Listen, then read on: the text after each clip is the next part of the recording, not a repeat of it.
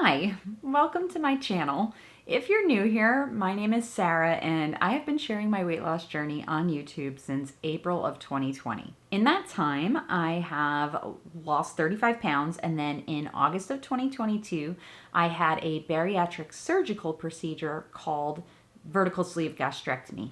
And since then, I've lost a grand total of 120 pounds. The last few months, I have been missing in action, and I wanted to do this video just real quick for my existing subscribers and anybody who's recently subscribed that hasn't seen any content from me in quite literally months, to kind of walk you through what I've been going through and where I've been and what has happened in my life, because it has been a lot. So I did not hide the fact that I was struggling with my mental health. I want to say the last video I created, and I don't even remember if I talked about this or not. I probably should have gone back and watched that last video that I did.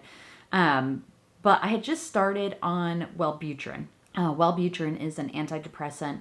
It's actually very commonly prescribed for people with binge eating disorder, which is something I actually struggle with, as is very well documented here on my channel. So I want to say towards the end of October, early November, the Wellbutrin was helping, but I was still having a lot of anxiety and still struggling with some eating issues to kind of deal with that anxiety. So when I went back to the doctor for a checkup, we went ahead and increased the dosage. So I'm taking, I want to say 300 milligrams. I don't know the exact measurement. The number is 300. I know that for sure. I don't know if it's milligrams, grams. I don't know what it is. It's 300 milligrams of Wellbutrin right now, and that has been a huge help. I'm probably going to go up again. I'm probably going to go up to the max dosage on that, but it has helped me tremendously. I finally stopped feeling like I don't want to do anything, which is really how I felt the last couple months. I had no joy in any of the things that I usually enjoy doing. I had no desire to even get things that need to be done. I just didn't want to. All I wanted to do was sit on the couch, and all I wanted to do while I was sitting on the couch was eat food. And so this was not a good place for me. So really, really, really was in a dark place. I even had some, and trigger warning here for if things like mental health and depression upset you, this is probably a spot to skip a little bit ahead. I was having some really, really dark thoughts. I don't want to say them here because it's just upsetting, but some of the things I was dealing with were very scary. And scared because I knew when I was having these thoughts that this was so unlike me. It is not me feeling like me. And so I just want to stress, and I'll probably say this multiple times throughout this video, is that you need to take your mental health seriously. Like, if you're thinking things that you know you don't normally think, or you're feeling ways that you don't normally feel, like, go get that addressed right away. See a mental health professional, or at the bare minimum, your regular doctor, or go to an urgent care, right? Just ask for help. Don't be afraid to ask for help. I did, and I'm so glad I did, because now I'm starting to feel better. Actually, I would say towards the beginning of November, maybe the first, second week of November, I was feeling really, really good. I was feeling really good. I was actually starting to feel what I would consider normal for me, which was a big deal to me at the time because I just hadn't felt that way since maybe the end of June, early July. It was really bad. So I was very happy that I was feeling on the path to normalcy for me. And then we were all excited for the holidays, of course. We love Thanksgiving. Christmas is my jam, so I was very excited for the holidays. Middle of November, I was in Indianapolis. My daughter had a huge solo in her marching band competition. It was her final marching band competition, so that was a huge emotional event as well. And then she was also featured. She had this beautiful solo in the marching band show. If I can, I'll put a clip in here. I'll sneak one in. But she had this beautiful, beautiful solo. So it was a very emotional week, and they placed third by a technicality. They should have really been in second. If you ask me, they should have been in first place, but that's just me as a band mom. But it was an amazing performance and very emotional because it was the end of marching band for her. She's a senior in high school, so this is her very last marching band season. So came home from that with mixed emotions, right? It was bittersweet, sad for the end, but an amazing ending to her marching band journey in high school. So couldn't have been happier with that. Now, while we were away in Indianapolis, my mother-in-law had stayed here with my son, and everything was fine. It was completely fine. She was here and, hung out with my son and, of course, the dogs during that time. And so that Sunday, we got home from Indianapolis, and my husband took her home as usual. And then a week went by, and that following weekend, this is kind of a crazy story, but what ended up happening was she's always on Facebook, and my husband is always talking to her on Facebook. And she didn't respond to him for something like 21 hours, and then it showed that she was not online for 21 hours. So my husband knew immediately something was wrong. And sure enough, when he got to her apartment, he could not get in, had to call the police and everything, and the apartment had to break down the door. And very sadly, she had very unexpectedly just passed away in her sleep. So this was the weekend before Thanksgiving. And my husband is an only child, and very, very close with his mom. They were all they had for very many years. And of course, it's just, generally speaking, it's his mother.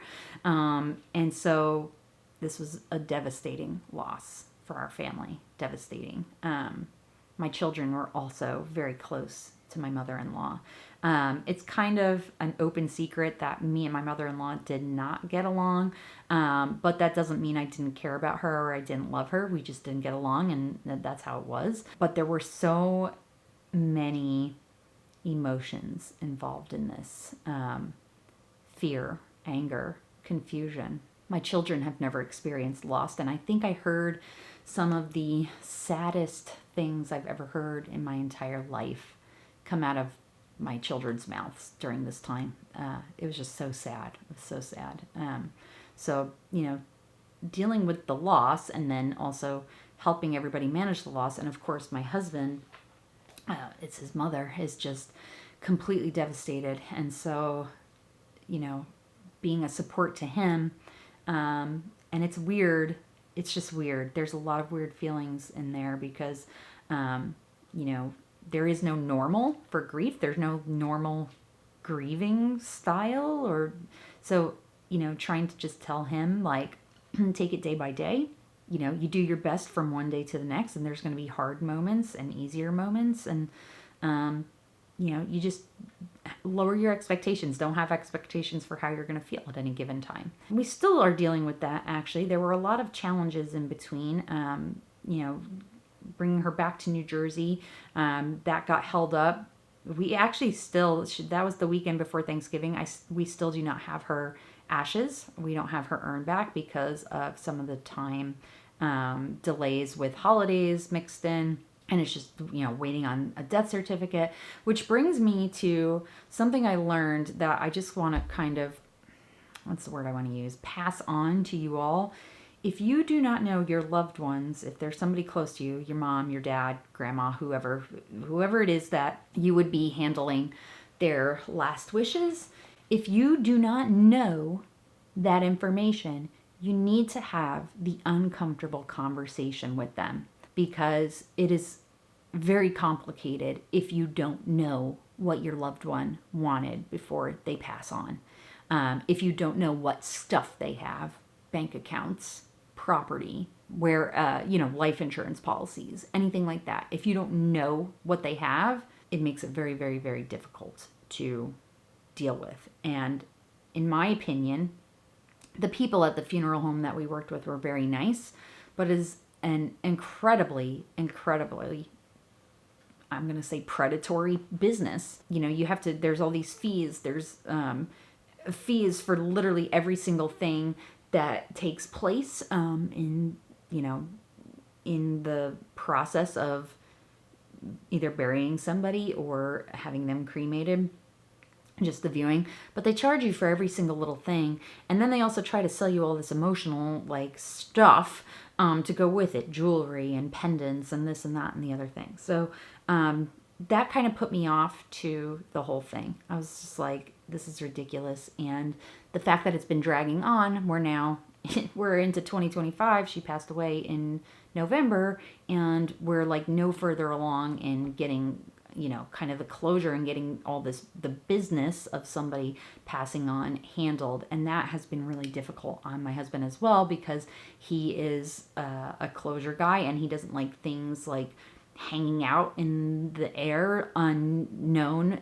answers, things like that. He doesn't like that, and it's not helping him in his grieving or healing from this. So it's just been a lot emotionally to deal with, and I feel like I have to take on the responsibility of like being really, really super strong. I've always been a strong person, but I feel like I've had to really, really bring my inner strength outward, which is hard because I'm just coming out of like a major depressive episode. So it's just been a lot of emotional challenge. But it's the new year. You guys know I don't do New Year's resolutions typically, but I do need to, on the side of helping my husband navigate grief and dealing with all the paperwork and whatnot, I do need to work on me.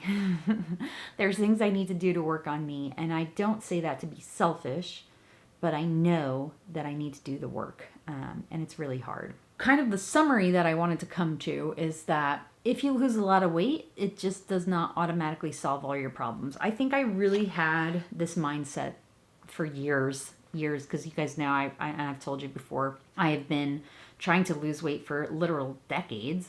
I thought that when I lost all this weight, it was going to solve all my problems. While I was in this depression, one of the thoughts that I was having pretty frequently was, well, I lost all this weight and my life still sucks. So what the fuck, right? And that's not true. My life doesn't suck. I have a great life. And I know that. And I knew that deep inside, which is why thoughts like that were like, I was like, why am I thinking like this? You need to stay on top of your mental health. And I would say start sooner rather than later. I know that it is a privilege to have access to mental health care specifically. Just, if it's something you don't have access to, like reach out to like a nonprofit kind of situation. Reach out to your primary doctor, your urgent care clinic. There are resources out there, right? It sucks that it takes work to find them, but they are out there.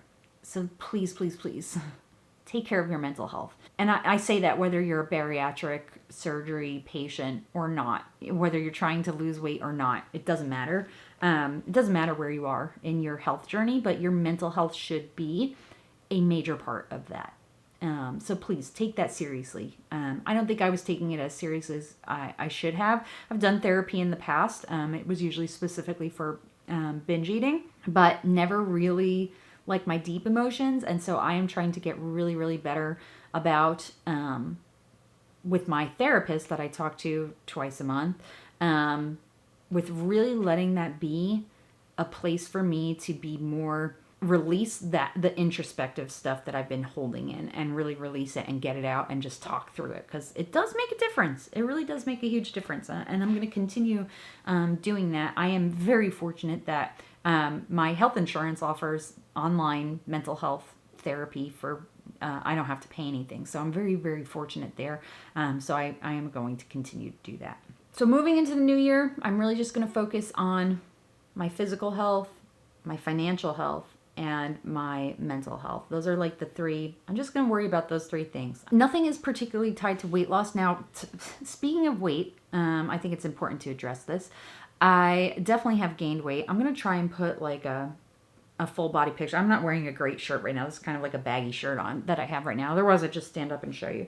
But I have definitely gained weight. I don't know how much because I have not weighed myself, but I can feel it, and I think it might be slightly visible in like my hips and my butt primarily, which my butt I'm not like totally mad about, but I don't want to continue gaining weight. I think good maintenance weight for me is going to be between 155 and 160. When I think about all the things I was doing to sustain less than 155 pounds, I was kind of just doing too much, and I don't think that was really probably productive for me in any way, shape, or form. So I think what I'm going to do is I'm going to officially weigh myself this Sunday. Now that I'm not like eating holiday foods and whatnot, I'll officially weigh myself this Sunday and kind of see where I need to go from there. I'm not too worried about it. All my clothes still fit. It's like not there's it's if it's a major gain, I'm gonna guess maybe 5 to 8 pounds if I had to guess. And that to me is like not a huge regain. Like people fluctuate 10 pounds all the time. That's completely normal. But I would like to get in that 155 to 160 range if I'm not there. I think the last time I weighed myself was in the beginning of November, and I was like 161 pounds at that time. So, which is real super close to where I want to be. So hopefully I'll get there. But yeah, so that's what's been going on with me. I am sorry for just like not posting any updates, but time has flown so by I can't actually believe it's been as long since I posted a video as it has been. But actually YouTube sent me a little automated email like, hey, your subscribers probably want to hear from you. And I was like, oh my gosh. Like, so I know it's been a long time, and I really am sorry for leaving you all hanging, but please understand I just had so much shit going on. Like, this was the last thing I was thinking about. I haven't been on Instagram or anything in months. So yeah, so that's that. Thank you for watching this whole thing. It's probably way longer than I wanted it to be, but that's what I've been through, and that's where I've been. So I appreciate you very much. I don't want to make any promises as to like how often I'm going to start posting videos. I'm still working through a lot of stuff, and there's a lot going on. But yeah, here I am. I'm around. I'm okay. I'm okay. And thank you to those of you who checked in on me. I'm sorry if there are any comments that I didn't respond to. I'm going to try and go through those as soon as I can. But I just wanted you to know I am here. I am okay. And I thank you for checking in on me every now and then and staying posted. So until the next one, bye.